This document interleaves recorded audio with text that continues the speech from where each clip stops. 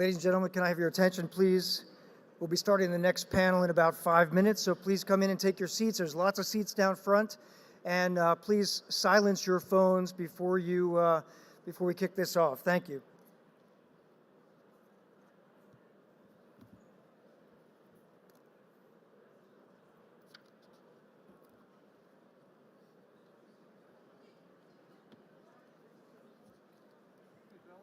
Ben Smith with FCS. Hi. How you doing? Good. How are you? I'll just be hanging out in the back with the AV guys. Okay. For the end of the Q&A, Yep. are you going to keep track and give him a last question signed or something like that? Or do Sure. you want me to hop on the mic? Or? I'm happy to do it. Okay, awesome. That makes it a lot easier. We're cutting off at 3:45, so about 3. Yeah. Okay. I'll monitor it. Yep. So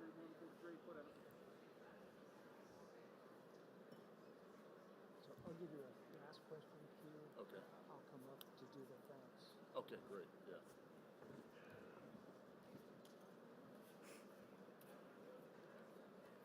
It's a nice suit.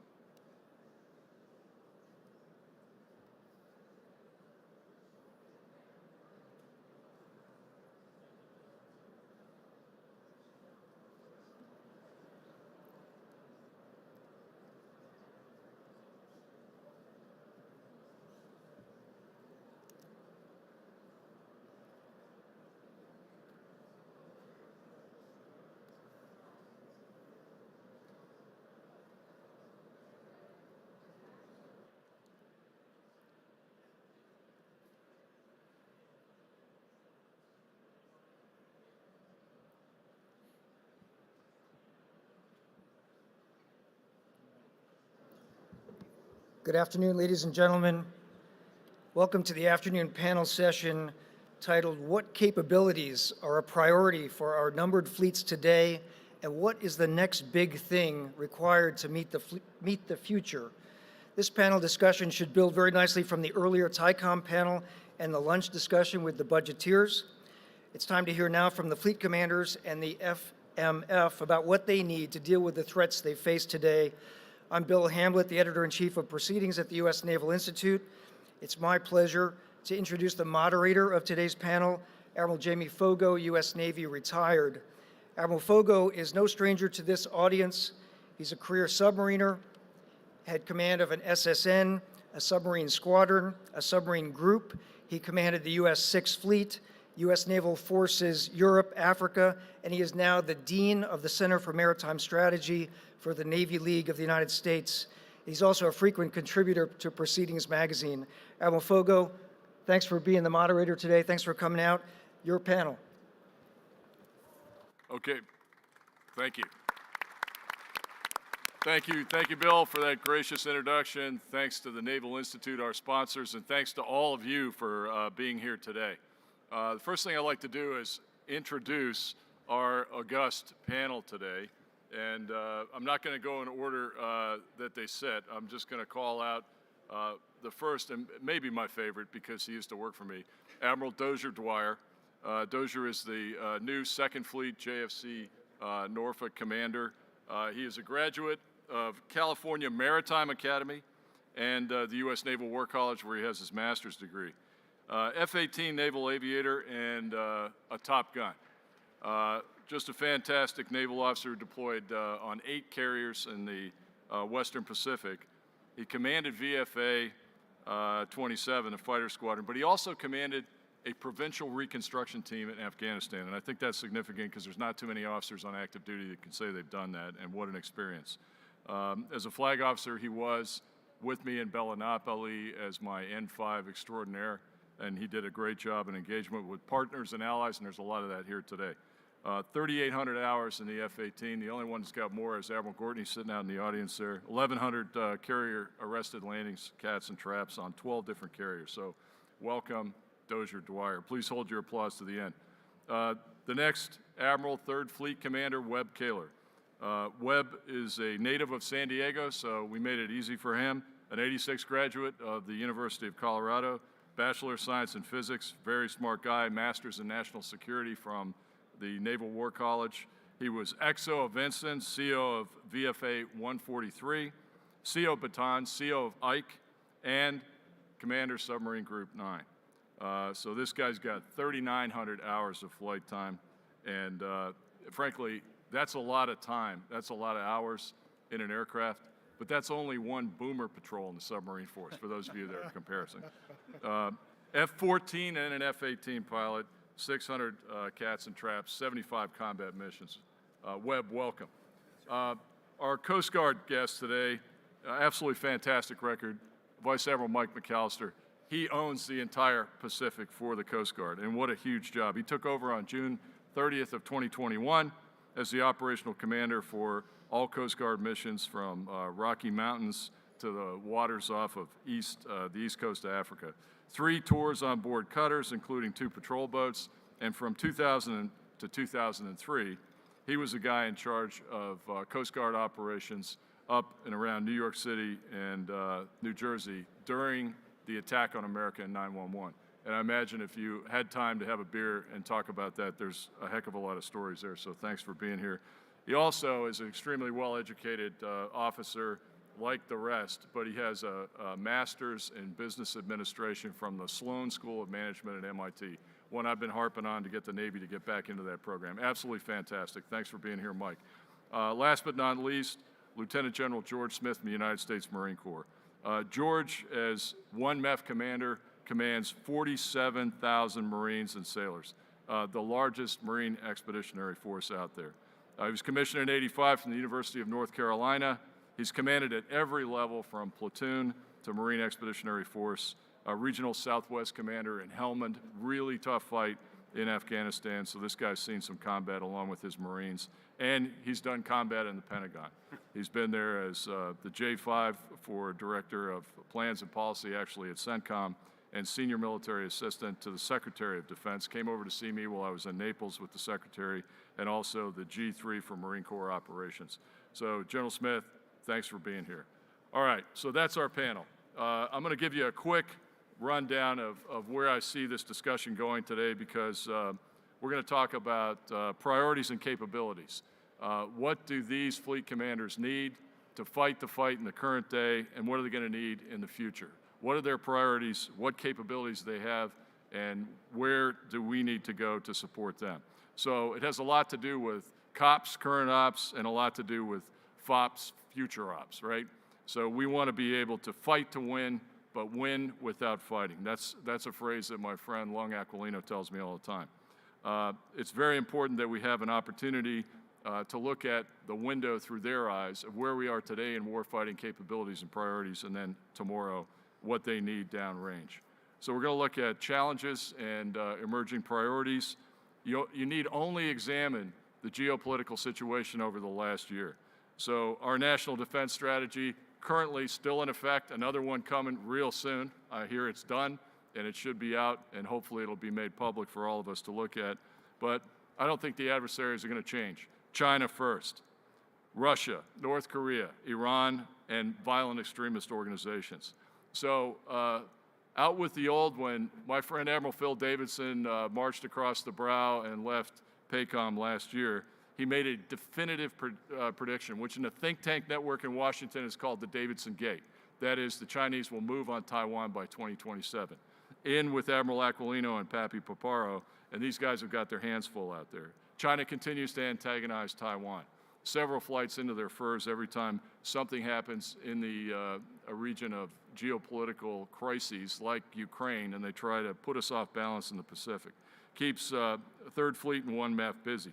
China has 360 warships now to our 300. They're going to have 425 by Congressional Research Service numbers by 2030. China has 1,771 flagged commercial carriers that can be used for dual use in time of war or in time of export-import imbalance, which we have them right now, to our 184 U.S. flagged commercial carriers. Think about how we're going to sustain expeditionary advanced base operations with that small number of ships. We're going to contract it out, and who's it going to go to? China has made great strides in hypersonics and artificial intelligence. If you hadn't read the report from the National Security Agency on AI with Eric Schmidt and his team, read it. It's really good, and it'll scare you. On the other side of the world, Second Fleet, Dozier Dwyer is dealing with, he's dual-hatted, the third Joint Force Commander for NATO. He's dealing with the fourth Battle of the Atlantic right now and Russian aggression in Ukraine, in the Baltic, and in the Black Sea. If Ukraine spills over into another neighborhood, our president says it could be the beginning of the next world war.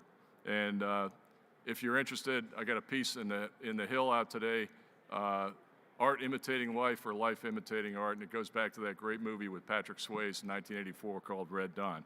That's Ukraine's Red Dawn right now. Kim Jong-un continues to exacerbate. He sends missiles into the Sea of Japan, and just a couple weeks ago, we actually had a ramp freeze because we thought a hypersonic had been launched from North Korea.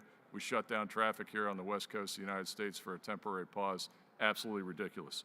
Middle East, Iran announced a new missile last week that is dual capable to threaten Israel, and I think JICPOA Light is going nowhere. So lots of challenges and violent extremists after the debacle of the exit from Afghanistan, a lot of ungoverned space out there, and a lot of places and bases for new terrorist organizations to establish themselves. There is some good news, and Admiral Harris talked about that this morning. We have the Quad. The Quad is strong. The leaders have met with Tony Blinken just this past week 3 times. AUKUS made a big splash last year. The French didn't like it. I believe the French are very important, but it's more than just a nuclear submarine. It should grow. It should grow into something much bigger. I think Harry said 10. I'd be more than happy if it did, and I think these gentlemen would be too. And the last thing I'll tell you, after 120 years, good news, the Navy League of the United States has decided to create a think tank. I happen to be the inaugural dean, and we're here to advocate for all of these guys and all of the maritime services. We have a new logo and a new pin. And everybody has a motto. The Marines have Semper Fi, always faithful. The Coast Guard has Semper Paratus, always ready. Secretary Mabus tried to get the Navy to adopt Semper Fortis, always courageous. I had to have a Semper too. So mine is Semper Invictus, always undefeated.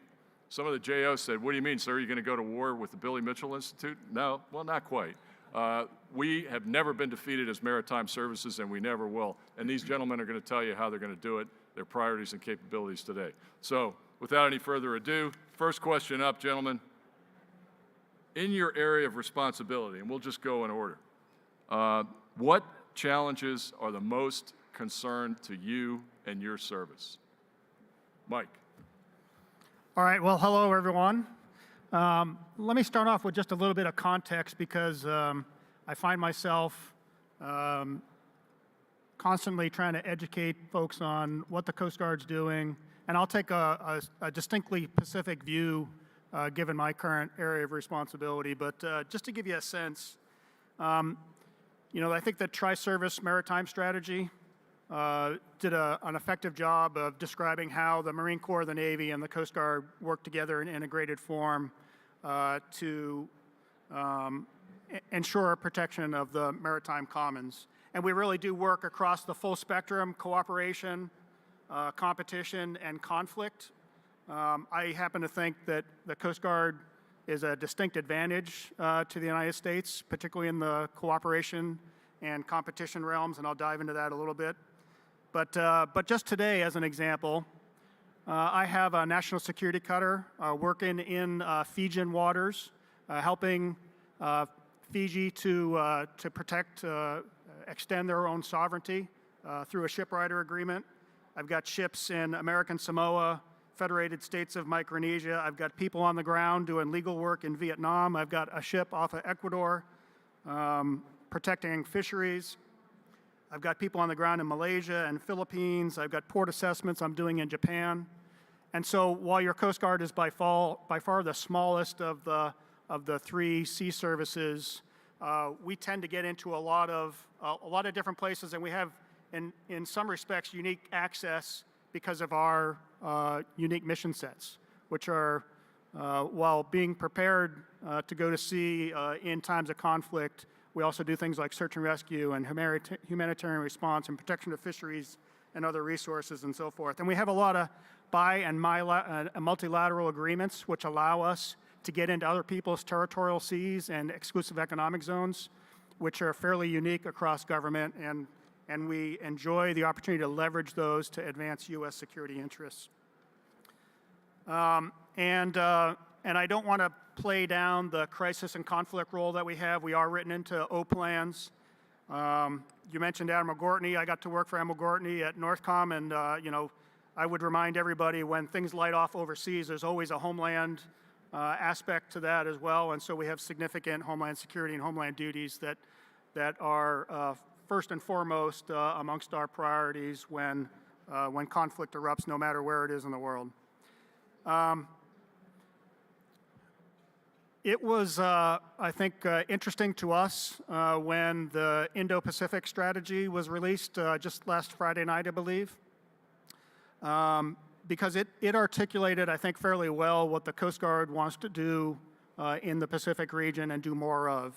And in fact, if you look at the action plan to the White House's strategy, the number one action is driving new resources to the Indo-Pacific, and I'm going to actually just quote. It says, "We will expand U.S. Coast Guard presence and cooperation in Southeast and South Asia and the Pacific Islands with a focus on advising, training, deployment, and capacity building." Much to the chagrin of my colleagues here, the U.S. Coast Guard is actually the only U.S. government agency named in the Indo-Pacific strategy. And so we'll claim that as success, at least in the strategic realm. But it also says we'll refocus security assistance in the Indo-Pacific, including to build maritime capacity and maritime domain awareness, which is a shared responsibility amongst your sea services, and we will expand the role of people-to-people exchange. This is how the Coast Guard gets work done in the Indo-Pacific, and so we're excited to see that focus in the White House strategy. And I'll finish out by saying, You know, oftentimes when we talk about the Indo-Pacific, we think Western Pacific, Southeast Asia, Indian Ocean, and if there's an opportunity, wouldn't mind talking a little bit about the rest of the Pacific, the Arctic, the Antarctic, the Eastern Pacific, which is also an area where we continue to provide great focus. Thank you, Mike. Webb, over to you. Hey, sir, thanks. Couple little comments here to start. First, I wanted to explain for those of you that may not know how Third Fleet fits when we talk about the warfighting piece and the areas of concern that Admiral Fogo teed up. So one of the two maneuver arms for Admiral Paparo, Navy maneuver arms, realizing that we got 1 MEF and 3 MEF, our naval partners that work with us. But the maneuver arms in the Maritime, Third Fleet is one of those, and as this fight kicks off, it is here in San Diego and arguably moves forward in assistance with 7th Fleet. And so when we get to the warfighting side, we need to be real cognizant of that 3rd Fleet mission set. Additionally, part of 3rd Fleet, which would traditionally, depending upon your view, has been a force provider and certifier, along with the Air Boss, SWO Boss, and SubPac, to then provide forces everywhere. So I do both of those hats here. In this case, when we talk about the warfighting challenges, I'll focus my efforts on arguably the fight. And for me, and specifically in works with Admiral Paparo and in line with Admiral Thomas at 7th Fleet, there's a whole bunch of challenges, and I could talk about them. But I do want to mention the word concern that Admiral Fogo brought up, because it's a concern only because we concentrate on the things we need to get better at. I want to make it pretty clear that I'm pretty confident in the way the naval force is. We have to constantly get better. I have no intention of going to a fair fight. I expect and want to beat them soundly, quickly, and devastatingly. And so it's a concern because I want to be better. And I will constantly be better and won't rest. But it is not necessarily it's a weakness which can be brought up, I think, a lot, and I don't stand for it. The other piece is that on the fighter side of life, we concentrate on goods and others in a debrief. And we spend a little bit of time on the goods, and we spend a whole lot of time on the others. And I think that's really important because that's how we get better. So in that light, what I'll concentrate on real quick here is a couple things. The first in the warfighting side is long-range fires. And I take and I think that's one of our largest challenges, to get after the specific tactical level of work that a fleet commander at the tactical arm for Admiral Paparo is. And those long-range fires, we have to continually morph and get better on that entire kill chain. Find, fix, track, target, engage, and then I'll bring up the word assess. We all get liquored up on the first portion, and correctly so. We have got to be able to do this from multi-axis, multi-domain, and put force and power and mass those fires specifically at the target of our choosing when we want. I would also add that one of the challenges we have to continue to work on is the assess piece. If you're going to take advantage of those fires, those generate maneuver.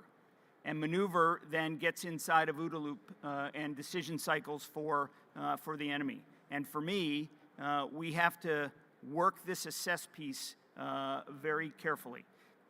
What it enables us to do is take advantage of the maneuver and reduce the risk. You can always shoot those fires, work the long-range kill chain, and make your movement on the expectation that it worked. I would tell you that the assessment enables us to take some pretty strong look and reduce some of that risk and take advantage of those fires to enable that maneuver to further get fires and destroy the enemy in the end. And that's my expectation. So when I look at the most concern, it's that entire kill chain, and that's a big answer on all of those specific elements. Finding and fixing, actual working the targeting piece, and then getting to massing of fires from multi-domain and multi-axis at the time and place of our choosing. Sounds great. That challenge and that continued improvement to ensure we can increase the range, increase the frequency, and ultimately then increase the impact is where I think is probably the largest challenge that I continue to work on. And then tied in specifically with that is the training that goes along to it.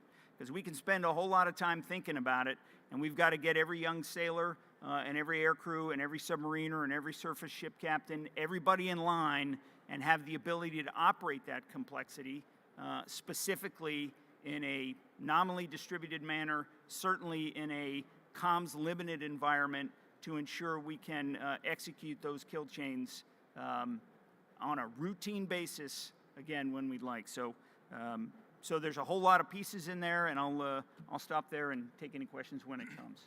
Webb, thank you very much. I can't resist. So really great dialogue there before we go on to Dozier.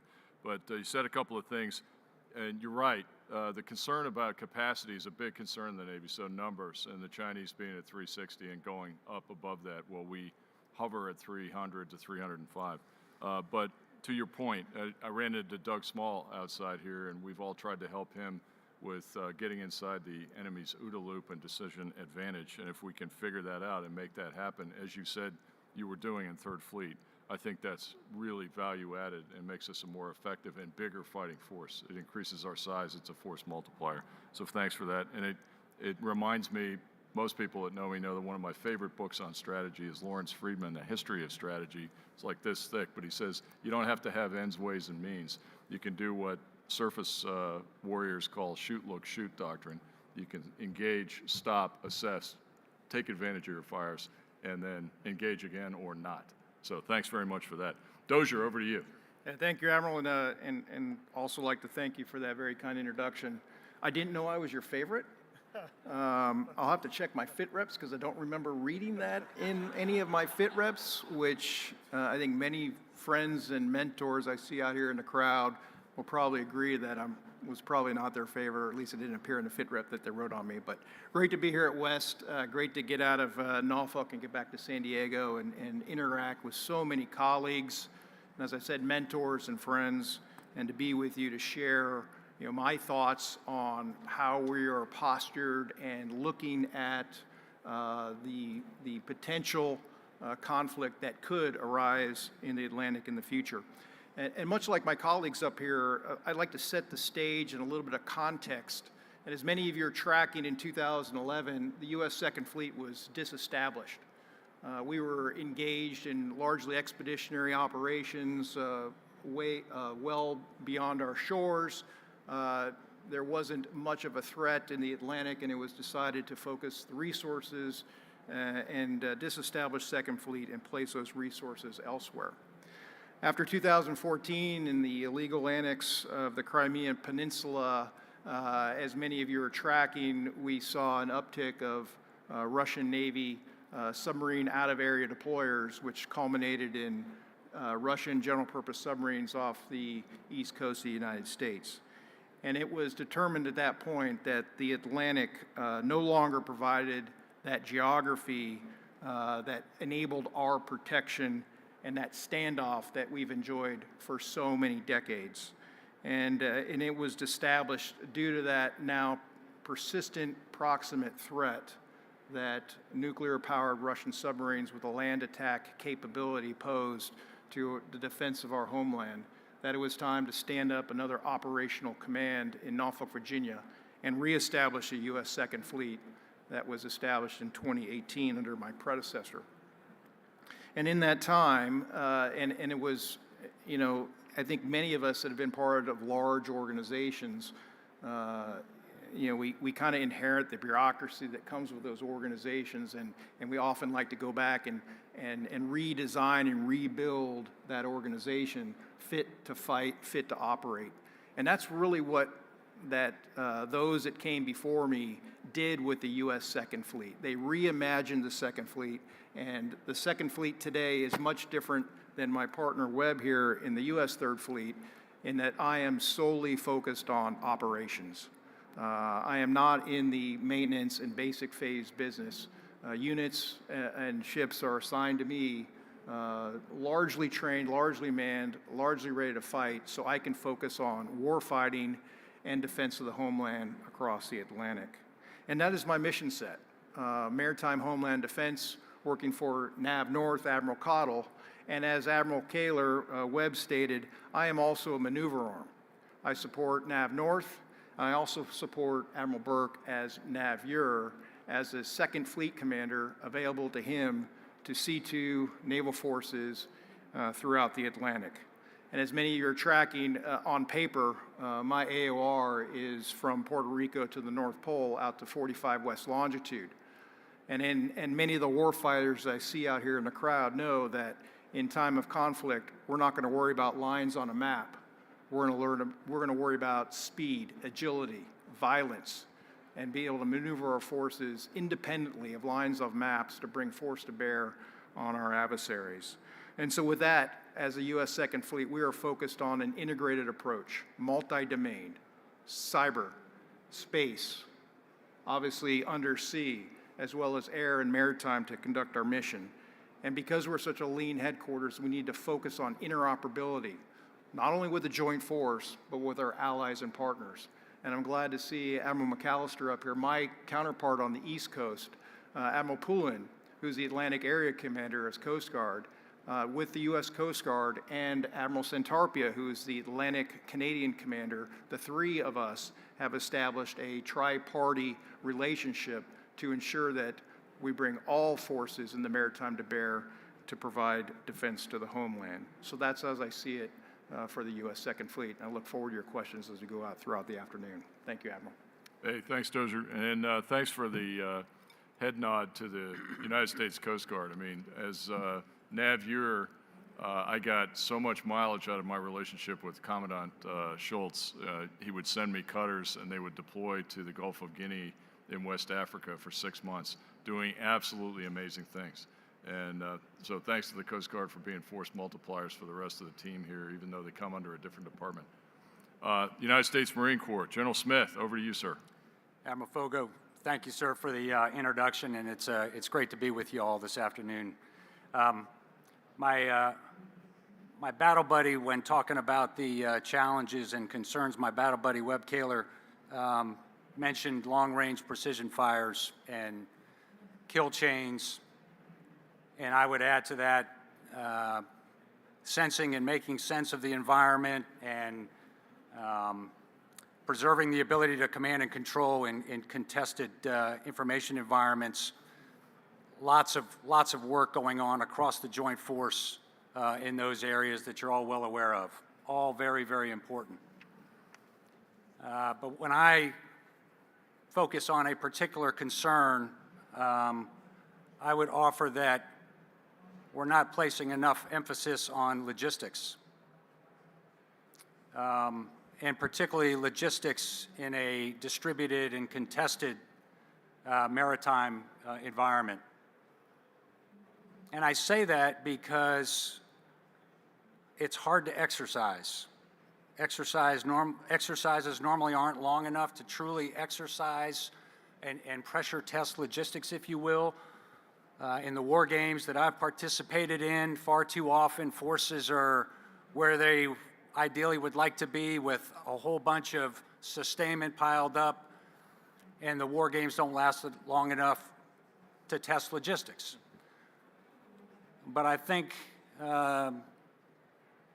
logistics is undoubtedly the pacing function when we talk about operations in the Pacific. When you look at the vast expanse of the Pacific and all the attendant challenges, logistics is going to be that pacing function. And so as one MEF looks to shift into the Pacific and get west of the IDL, our logistics team is looking really hard at updating and developing logistics nodes and distribution sites, and looking at whole new pre-positioning constructs for the MEF, so that we can seamlessly and effectively transition from competition, steady state campaigning, to conflict. Because again, without the logistics, without that sustainment, we will not be able to do that. And it must nest within, obviously, Indo-PACOM's larger logistics posture. And I would add that we're working hard to reduce what is already a strain on Transcom capacity and what the expectations of the joint force are in that regard. We're also looking at how do we bridge the gap, if you will, of theater to operational to tactical logistics, often referred to as the last tactical mile. Our logisticians are fond of describing it as the last logistical mile, and that's a challenge in and of itself. We're excited later this year to team with the Marine Corps Warfighting Lab to bring a stern landing vessel out here to the West Coast to exercise that as part of closing that last tactical mile, that last logistical mile. That's going to help us in our future operating concepts to deliver that logistics to the warfighter in these distributed locations. So lots of work going on here, but I would offer on the logistics front with what I describe as the pacing challenge, the pacing function, lots more work to be done. Thank you. George, thanks very much, and also thank you for mentioning logistics. Something I've harped on a lot. After the big Trident Juncture exercise, one thing we learned was logistics was the sixth domain of warfare. And after I said that, General Scaparrotti called me up and he goes, "Why do you say that? That's not true." And I said, "Well, we don't really have a good joint definition for domain, sir, and NATO was late to embrace cyber and space, so why not?" NATO actually has a definition for logistics, and it is something that enables warfighting in all of the other domains. And if you think about it, that's a pretty good definition. And I do believe that logistics is the sixth domain. And the things you've been doing out in the Pacific, I've been following you with your exercises and some of the stuff with the unmanned surface vessels and get them out to the islands. Absolutely fantastic. Force multiplier for us. Okay, second question. Gentlemen, there's a new global posture review out, but we all wait with bated breath to see the final version of the National Defense Strategy. And the hint is, no surprise, that China is the pacing threat, and there will be yet again another pivot to the Pacific. And while I was in the Pentagon working for Admiral Greenert when he was CNO, people would ask him all the time about what is the definition of pivot. And he would tell me, well, if you ever get asked that question, tell him pivot is past CPA and opening, something we did back in 2014 and 15. 60% of the fleet out to the Pacific, 40% everywhere else. So we're not going back and doing that again. We may very well do that again. And this question really resonates, I think, with our second fleet commander now, because is it wise to pivot to the Pacific one more time in light of what Russia is doing in Ukraine and the threats to Europe in the Black Sea, the Mediterranean, the High North, the Baltic, et cetera, et cetera. So I'll throw that out, and we'll see what our Coast Guard officer has to say first about that. Over to you. Yeah, well, thanks, sir. And so I'm going to add to your, you started off talking about the Chinese shipbuilding effort and so forth. Chinese also have by far the largest Coast Guard in the world. Yeah. They passed the U.S. Coast Guard about 2 years ago. They're more than twice our size now. And they don't use their Coast Guard for the common good. They use their Coast Guard to advance the CCP's strategic objectives. And we see that often in the form of gray zone activities. So to answer your question, I do think that the Pacific remains an area of significant international and national consequence. And we in the Coast Guard are very serious about moving capability or adding capacity to be able to have a greater presence in the Pacific. Those of you who attended lunch probably heard our Chief of Resources talk a little bit about how Congress and the administration has been helpful to the Coast Guard in building out new capacity. National security cutters, our offshore patrol cutters, the first 4 come to the Pacific area. Fast response cutters, polar security cutters. All of that can't come fast enough for us to be able to really have the type of effect that we'd like to in the Pacific area. Hey, thanks. And absolutely important, too, to note that of all the services, the Coast Guard is really the only one that has a direct dialogue with the Russians or the Chinese throughout all these ups and downs and crises and actions like Ukraine or, runs on the Straits of Taiwan. So it's absolutely amazing. And the Chinese actually told me a few years ago they like the U.S. Coast Guard. That's why they painted their ships to look like yours. All right, Webb, over to you. Hey, sir, a couple comments on this one. With obviously a bias in Third Fleet, and I'm in the Indo-Pacific, and my last couple jobs were embroiled in the Indo-Pacific as well. I would just say, in light of the couple comments that you brought up, first of all, the threats within the NDS, and we haven't seen the new one, but I'd expect it will be the 5, and 4 of those do reside in the Indo-Pacific. And I think in the pacing thread, as it's been listed, at least in previous NDS with the PRC, I think it's important to realize that, and to realize that the Indo-Pacific, I'm not telling anybody in this audience anything they don't know, but that it's from nominally the coast of California to India, and it's all the way north to South Poles, and that tyranny of distance is really important. The PRC and the pacing threat does not have that tyranny of distance in their regional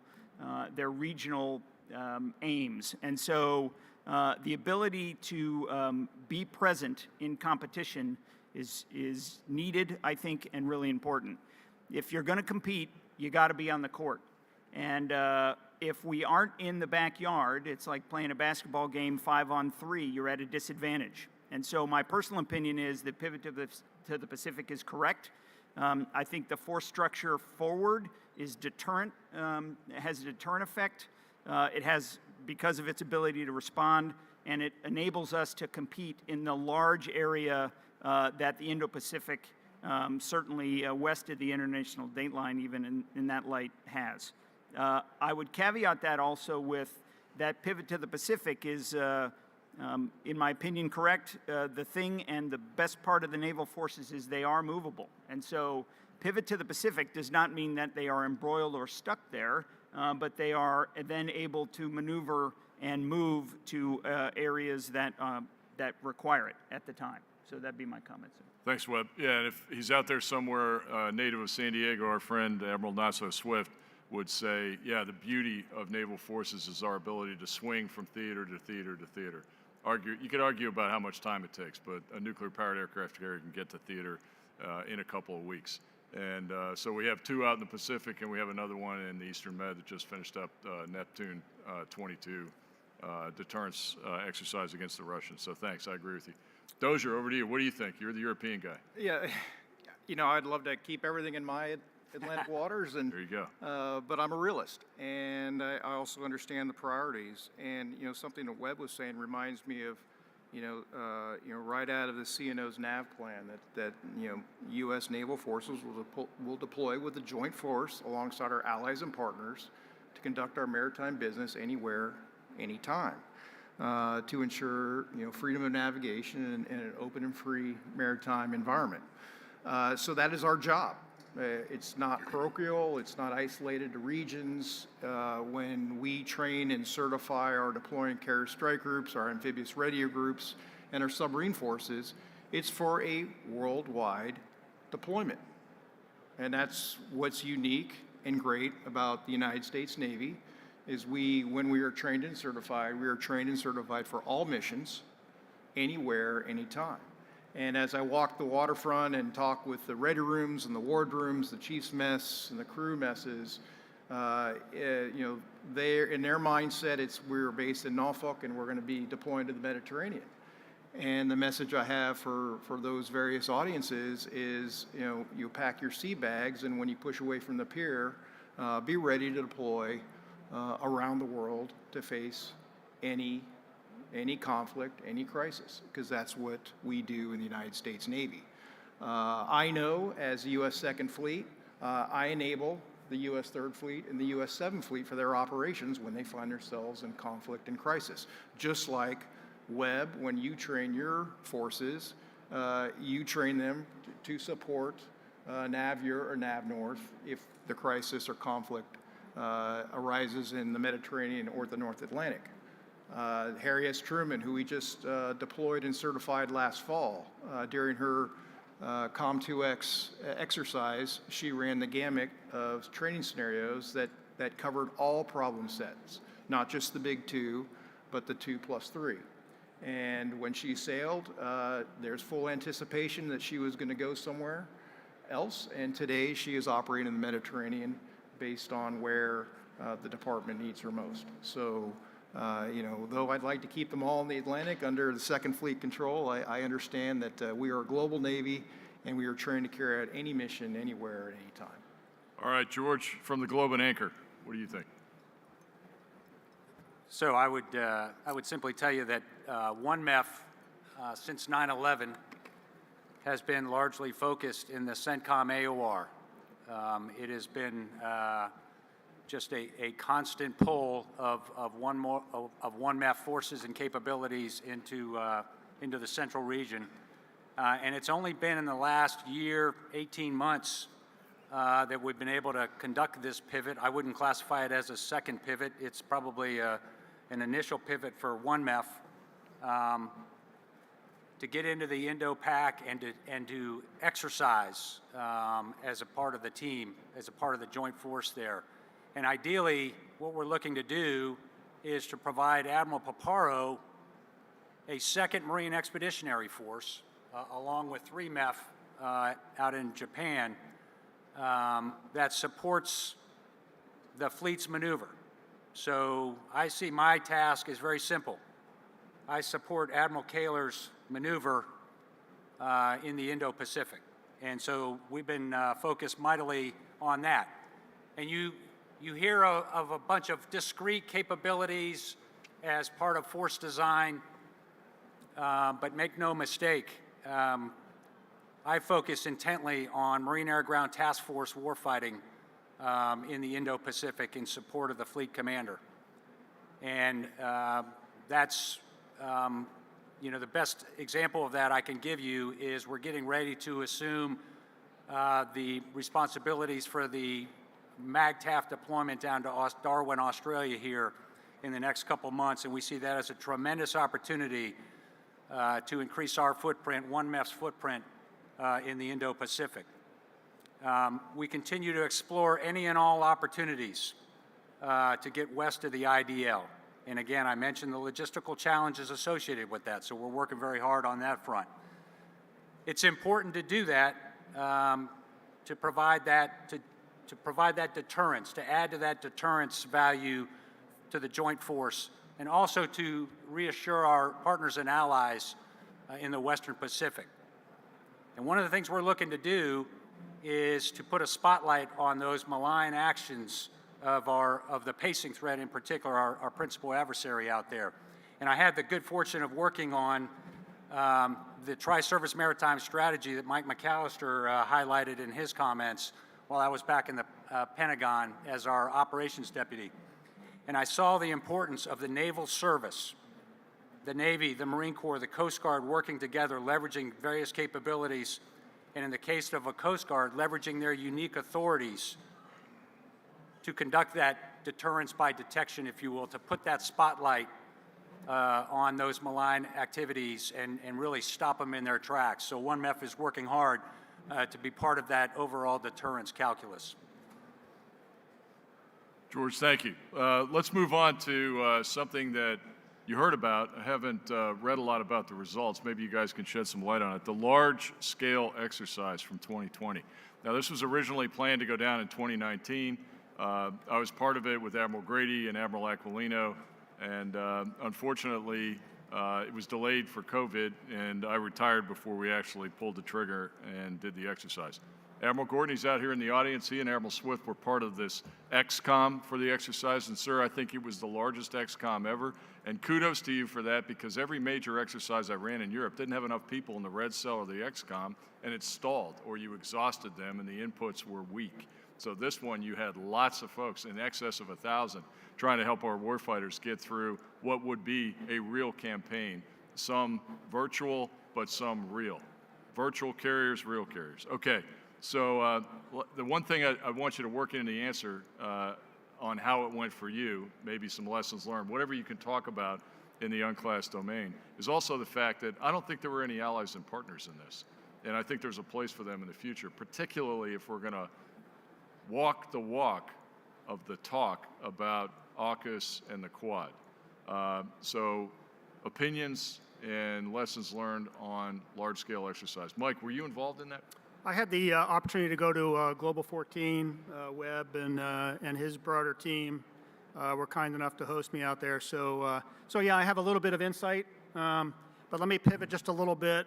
For me, this was kind of the actualization, the implementation of integrated deterrence. And so let me just share with you some of my insights on that.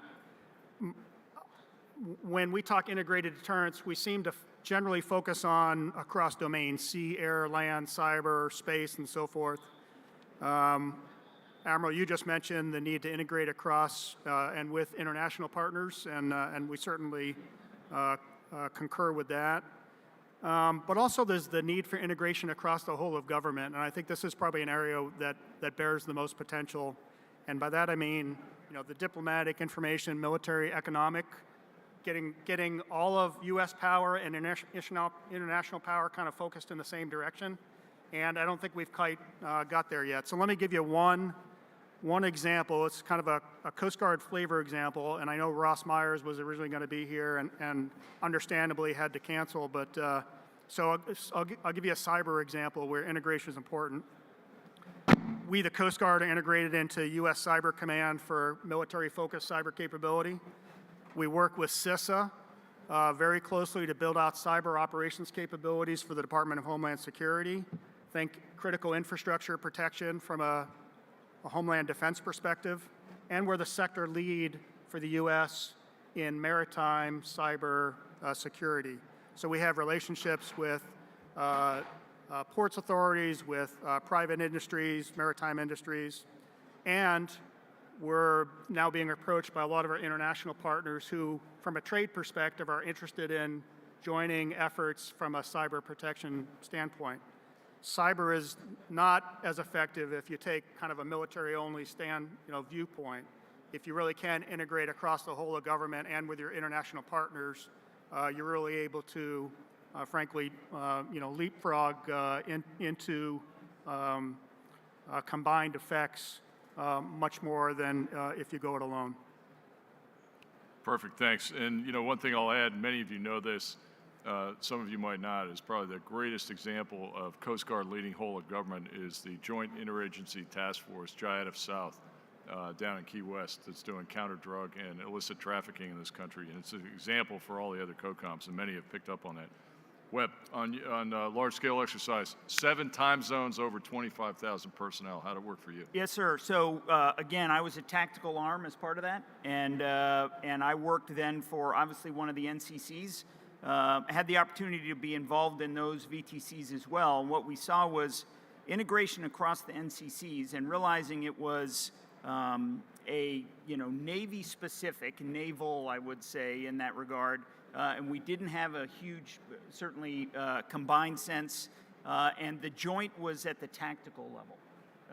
And so I think that's somewhere we probably go later. But I would tell you from the tactical side down at the fleet, we had a couple things that we wanted to do, and I think we got to test. One was that the integration across the NCCs enabled the fleet commanders, the numbered fleet commanders, to work across the seams.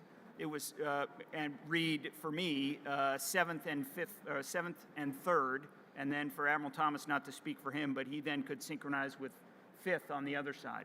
And those then prevented some sort of seamless transitions of things that we needed to do, and the fact that that was coordinated at the NCC level empowered the numbered fleet commanders to be able to do that. So that was one piece that I took away, and one that I wanted to continue to work with Admiral Thomas. To Dozer's point, when the fight begins, it's not lines on a map, and we will work as best as that the tactical situation requires to generate combat power when it has to happen, and we were able to do that.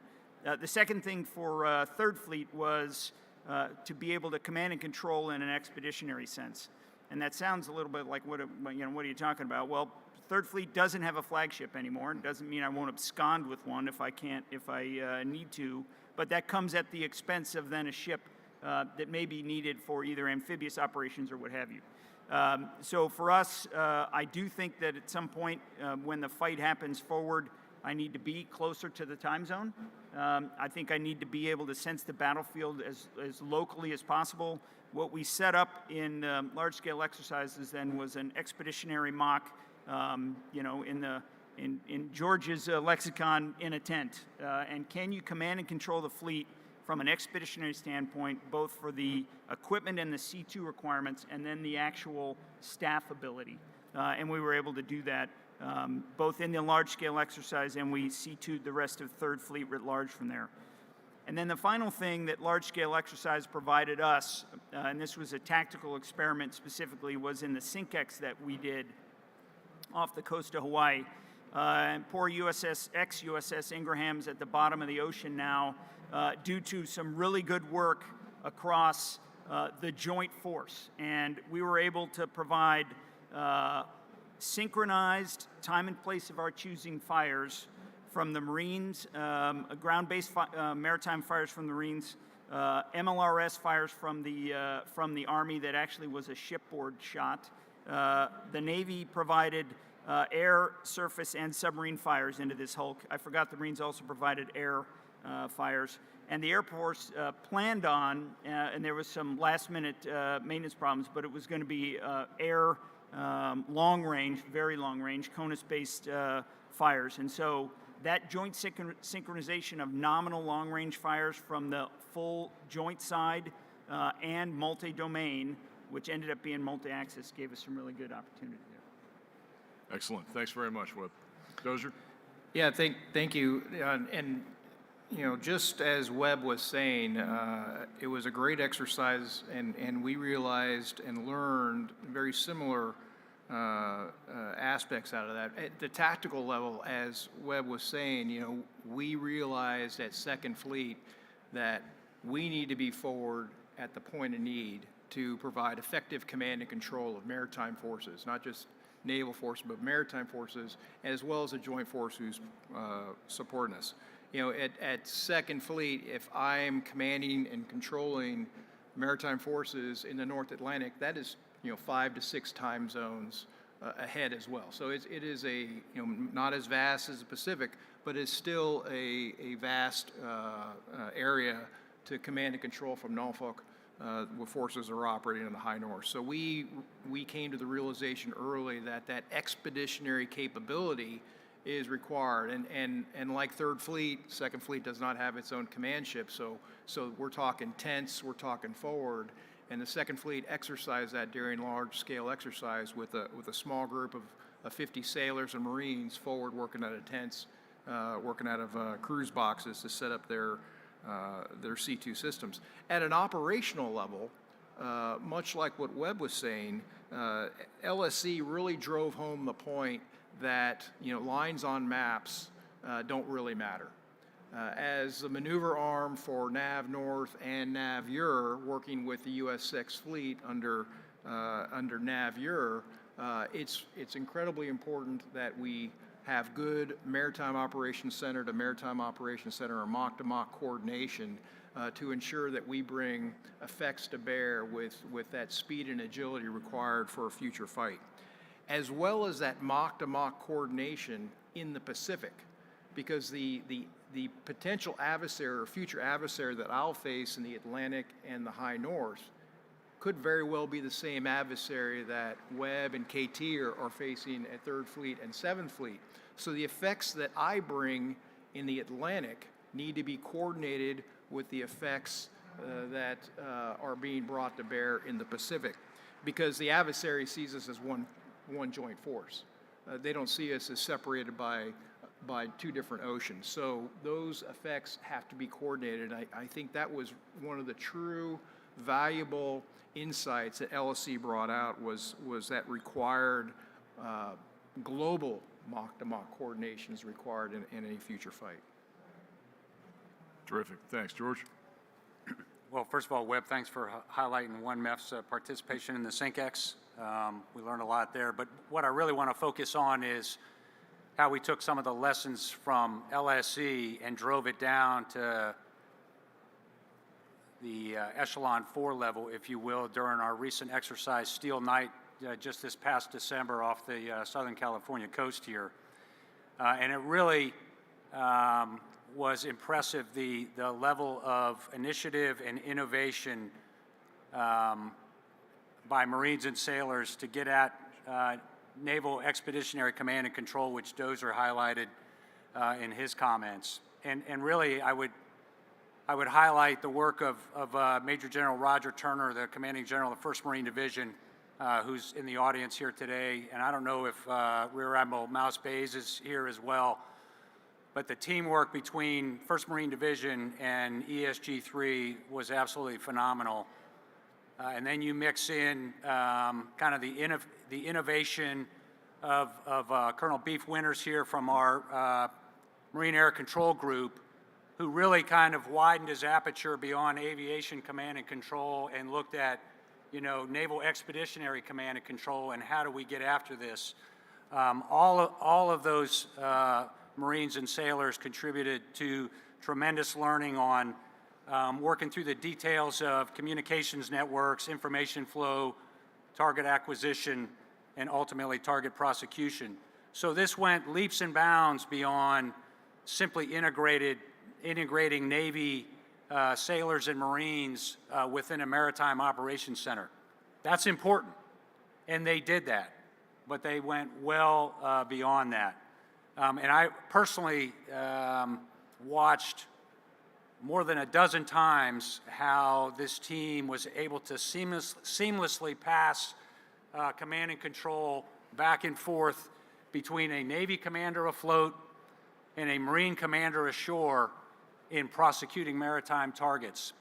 And so this was really singularly impressive. A lot of it was driven by what we learned in the large-scale exercise, but really driven down to kind of where the rubber meets the road at the task group and even the task unit levels, and we have much to build on. And I would add finally that the team did all of this with capabilities that we have today, save some precision fires capabilities that's on the horizon. George, thanks very much. I know we want to get to audience questions, but we're going to do a last question, rapid fire from the team here on DMO, Distributed Maritime Operations. So when Sino Gilday came on board, had his change of command, had his party at the Navy Museum and went home that night, the next morning, his first meeting was with his 4 stars.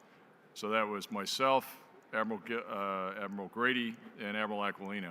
And after we welcomed him to his own boardroom, I asked him the first question. Sino, is it war fighting first? He didn't hesitate. Absolutely. Now, that's not a dumb question because some CNOs have different perspectives. That was Admiral Grady's perspective. Admiral Mullen believed in deterring first, deterrence of major power war, and if you had to fight the war, you were ready and you fought it.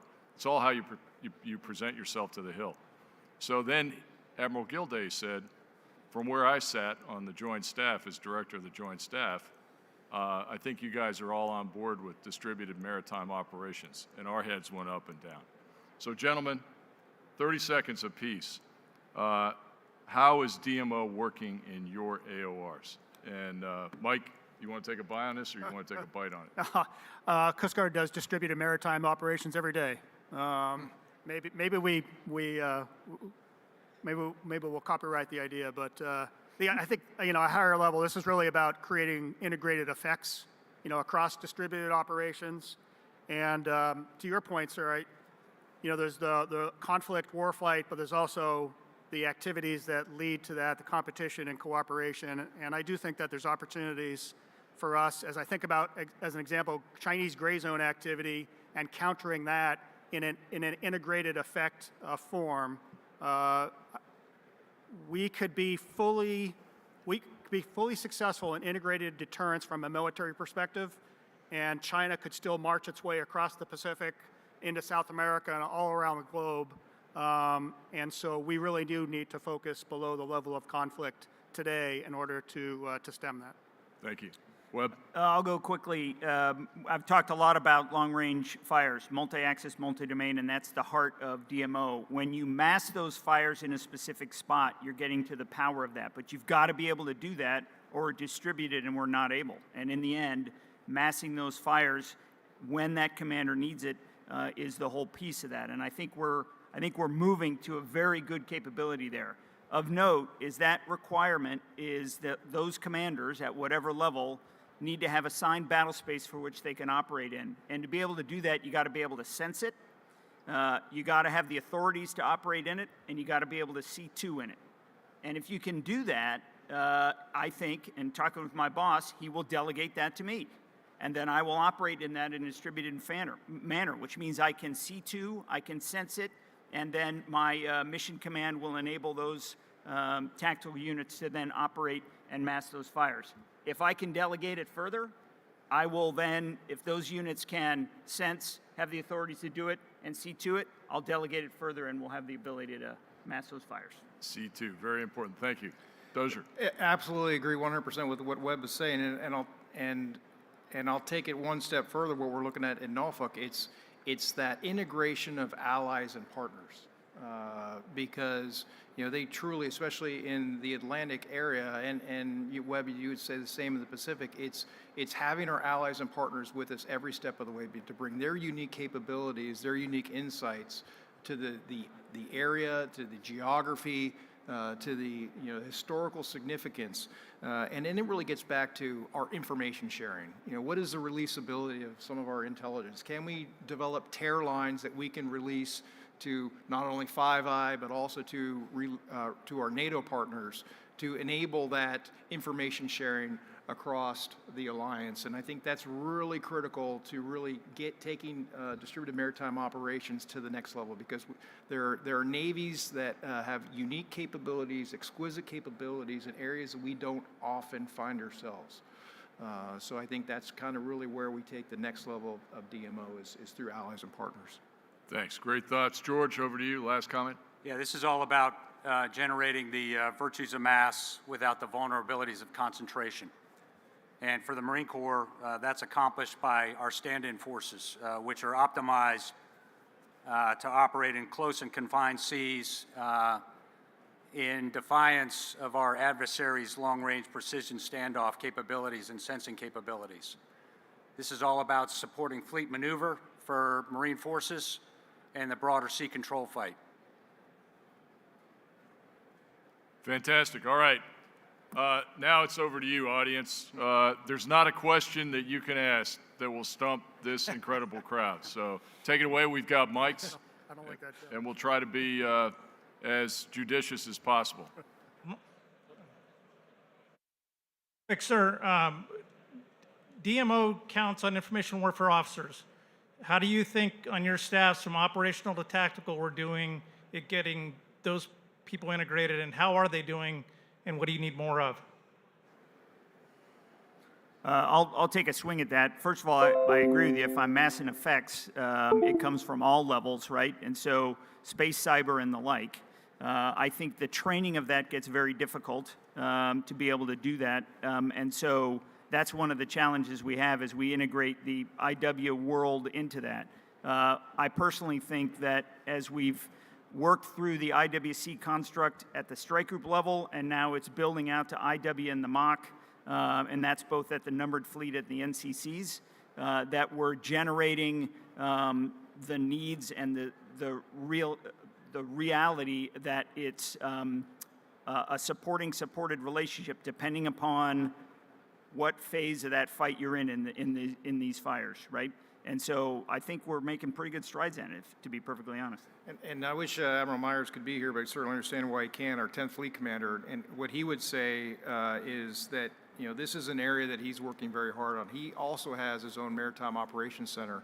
And instead of building this exquisite capability in each of the number fleet headquarters, he's taken upon himself to integrate his Maritime Operations Center with each of ours.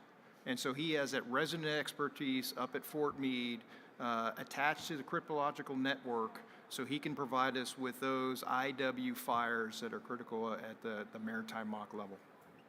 I would offer from the Marine Corps, I have, as do the other two Marine Expeditionary Forces, a MEF information group within my command.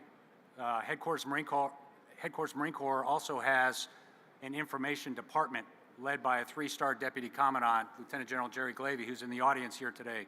So we clearly recognize the importance of operations in the information environment. Sir. Thank you very much, gentlemen, for your time today. My question is for Third Fleet. Earlier in the week, as mentioned, you had the Vincent just come back from a deployment, and it was mentioned that there was a lot of firsts or some new lessons learned with the future air wing. I was wondering if you could kind of expand a little bit on that and what kind of capabilities that deployment is illustrating that you need more of, or maybe new capabilities that you don't have that you wish you had to really bring it together in the future. Well, thanks for the question. I would tell you there's a lot of lessons we're still building. That's the first caveat I would give you. That being said, you put fifth generation in a strike group level capability, along with increased Growler support, which is what we had, and then a now new way of working logistics through CMV-22s, which generated a whole different way for which we can do that. Read any airfield you can land at. I don't necessarily need 8,000 feet of runway. Logistics at night, those particular things are really important. And I think there's more for us to determine now on numbers and fifth gen fighters as they integrate with fourth gen and Growler, the Growler integration. And so I got more to follow. I'm giving you a little bit of brush up on that in the current environment we're in UNCLAS here. Lieutenant. Good afternoon, gentlemen.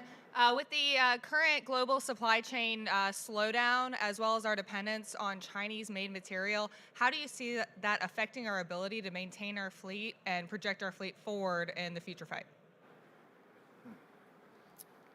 Anybody want to go? I'll take it.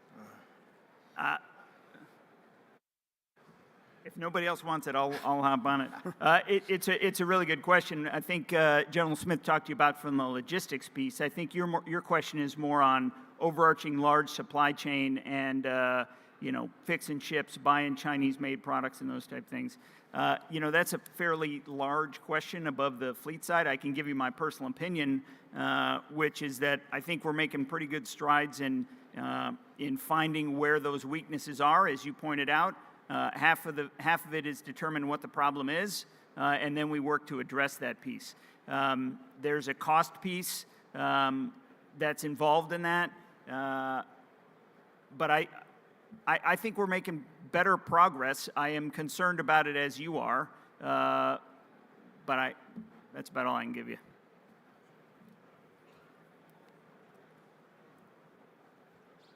Good afternoon, gentlemen. This morning, Admiral Harris talked about CyberCop, and as we start looking at combatant commander support, from the industry side, what are some of the things and from a visibility, single pane of glass that you're looking to monitor in your CyberCop so we get a better understanding of what you're trying to protect against? CyberCop.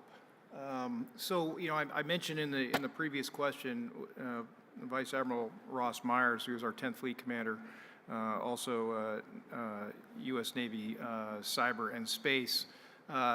What he's doing, I don't want to speak for him, but having just come from Fort Meade in a previous assignment, he sees himself as the global indicator for Navy cyber protection. So he has cyber protection teams based in fleet concentration areas, supporting not only the number of fleets, but also with our deploying strike groups and amphibious ready groups.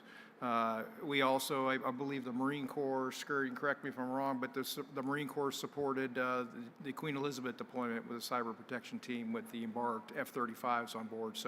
So he is largely taking that expeditionary mindset, concentrating his force, training them, bringing them up to date on the latest cyber threats, and then pushing them forward as needed with the deploying units and strike groups. At the same time, plugging in with the numbered fleet headquarters at their mock level with threats and areas that we need to look at, things that we need to harden, patches that we need to put in place that are critical to the defense of our C2 systems. Yeah, I'll just add, if this is helpful to you, cyber intelligence is an important art that hasn't, I don't think, been resourced appropriately. It's still developing. A cyber cop would necessarily focus on both defense and what we're doing offensively, but I'll go back to an earlier comment. I said we can't do this as a U.S. cyber military only view. We really need to look out into industry critical infrastructure that may be precursors to attacks on military systems. That may be, attacks on critical infrastructure could be what brings its nations to its knees, and military is the response to that. Those are not yet well integrated, and they need to be in short order. Hello, Mallory Shelbourne with USNI News. I wanted to follow up about the large-scale exercise. You said that it was joint on the tactical level, and there was a lot of synchronization of fires. And I'm curious, from the numbered fleet's perspective, what kind of capabilities would Project Overmatch bring to you that you don't currently have? Well, first of all, yeah, completely joined at the tactical level. What's Overmatch going to bring to me? It's going to bring to me the ability to move information quickly, and what I'd expect out of it is further fidelity in my long-range fires and targeting, in COP, in the ability for distributed units to have visibility or to see those particular that picture. So I think it's going to only enhance, from a distributed standpoint, our warfighting capability, and it's part of the overarching naval architecture that we have to enable all those fires and all that SA. And what I hope it brings is predictability, using AI, machine learning, data analytics to provide me with that predictability so that I can make risk decisions that will ensure that in times of unassured C2, that the units in the field deployed forward have the requisite understanding of the mission orders so they can execute effective mission command. And so that really drives back to how are we leveraging AI, machine learning, data analytics to provide us with that predictive analysis, whether it's the composition of the water column, the atmospherics, the sea states, the ceilings and visibilities of the various airfields, to make that predictive analysis, to make those risk-based decisions, so that when we push mission orders out to the field in times of challenging C2, that those commanders forward has a good understanding of intent to exercise sound mission command. That's where I see us going, and that's what we're driving at the numbered feet level to achieve. We have time for 2 more questions, so we'll take you, sir, and then one last one. I'll make mine quick. This question's coming from a former P3 guy for 2nd Fleet, 3rd Fleet, and PAC area. So we talked about the adversaries playing an away game, or we playing an away game, but our adversaries can play an away game too. So in general terms, theater USW has always been a very, very challenging problem. We're looking at potentially going back to Cold War plus levels of activity, and threats can range anywhere from cyber to offensive mining and threats to maritime shipping. Could you just address in general terms any concerns you have about resourcing and training to potentially meet that threat in the future? Thanks. You want to go first? Yeah, so it's all about situational awareness, right? It's our sensors, it's our integration with allies and partners, and using their unique capabilities. As a naval aviator, getting into the anti-submarine warfare field, I'm learning a lot. And what I am learning first and foremost, it's very difficult. It's very challenging, and the men and women who do that mission should be commended for their hard work. Because it is a persistent proximate threat to the homeland when you have a submarine with land attack capability unlocated.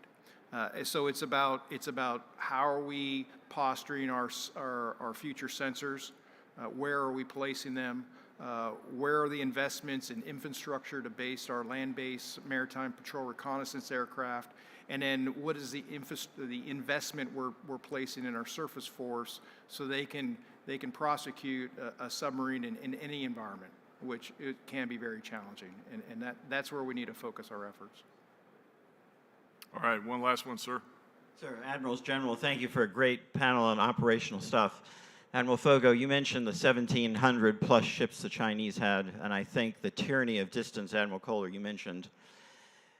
Are we exercising our MARAD MSC and our capability that we have today, and are we defining the right demand signal for sea lift and support to maintain an ability to do distributed maritime ops and address the peer competitor threat? I'll hop on that one. First of all, I would say we are exercising the MARAD, and we are exercising it from a exercise standpoint. And when we can execute it and work with Admiral Wetlaufer, for instance, and execute it at some level, we are working through that. And there was some work done even during large-scale exercise with civilian shipping in an effort to do that.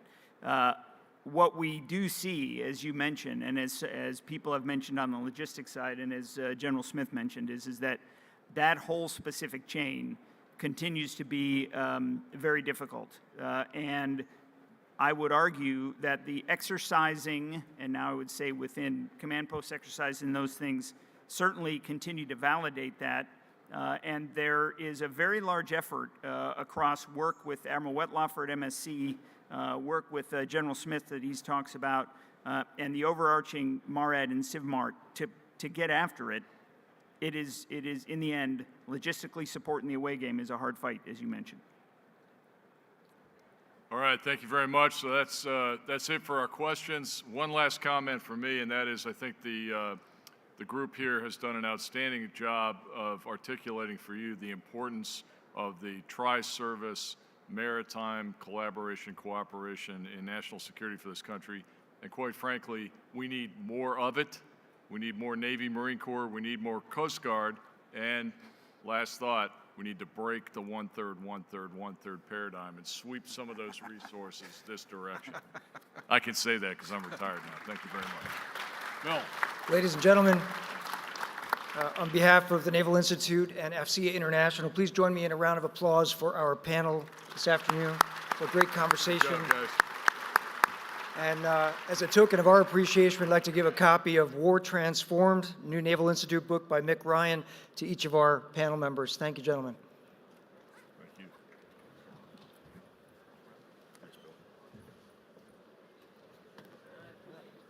This one's yours, sir.